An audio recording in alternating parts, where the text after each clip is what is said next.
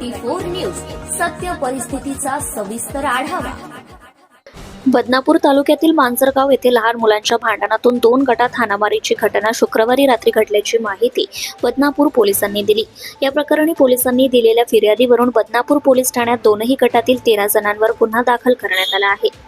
बदनापूर तालुक्यातील मांजरगाव येथे शुक्रवारी रात्री 2 गटात वाद झाला होता।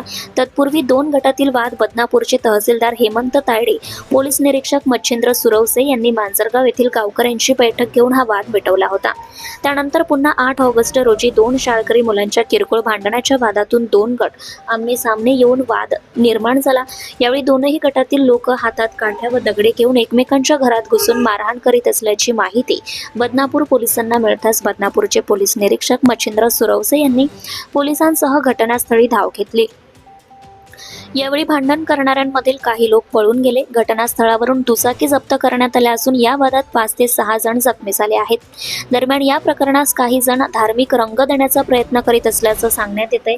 या प्रकरणी बदनापूर पोलीस ठाण्यात पोलीस उपनिरीक्षक कैलास सुखदेव लांडगे यांच्या फिर्यादीवरून दोनही गटांतील 13 जणांवर गुन्हा दाखल करण्यात आलाय।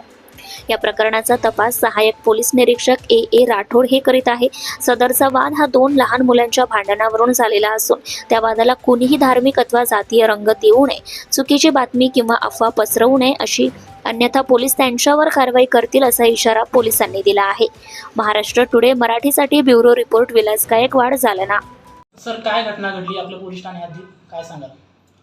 काल 8 तारखेला मांजरगाव आहे तिथे 2 शाळकरी मुलांच्या आपसात सायकलचा धक्का लागल्यावरून भांडण झाले होते। ते त्यांच्या वडिलांना विचारण्यात गेले असता त्यांच्या आपसात भांडण सुरू असताना पोलीस स्टेशनला फोन आला की मांजरगावात 2 गटात सुरू आहे। त्यावरून आम्ही तात्काळ पोलीस स्टाफसह आम्ही 15 मिनिटात पोहोचलो। तिथे गेल्यानंतर त्यांच्या वादाविवाद चालू होत्या। आम्ही पोलीस खाली उतरून जात असताना त्याच्यातील सर्व लोक पळून गेले। त्याच्यातील 4 लोकांना पकडलं, त्यांना विचारपूस केली असता की त्यांच्या शाळेतील मुलांच्या लहान मुलांच्या वादविवाद झाल्यावरून त्यांचे भांडण चालू असल्याचे समजले। त्यांच्यामध्ये पोलीस फिर्यादी होऊन त्याच्यात गुन्हा दाखल केलेला आहे। आणि काही सोशल मीडियावर आज अशी बातमी ऐकली की प्रार्थनास्थळातून बाहेर निघणाऱ्या लोकांवर टोळक्यांचा हमला, हे दादांत खोटे असून याच्यात कुठलंही तथ्य नाही। सत्य परिस्थिती त्यांच्या वैयक्तिक भांडणावरून झालेला आहे। तरी माझं एक आव्हान आहे की अशा चुकीच्या गोष्टीवर कोणीही विश्वास ठेवू नये। सध्या दोघांची गुन्हे दाखल केलेले असून CCTV फुटेजप्रमाणे चेक करून आरोपी अटक करण्याची कारवाई सुरू आहे। यात काही 4 आरोपी अटक रात्री करण्यात आलेले असून घटनास्थळावर ज्या मोटरसायकल होते त्या पण जप्त केलेल्या आहेत आणि PCR साठी कोर्टात गेलेले आहेत।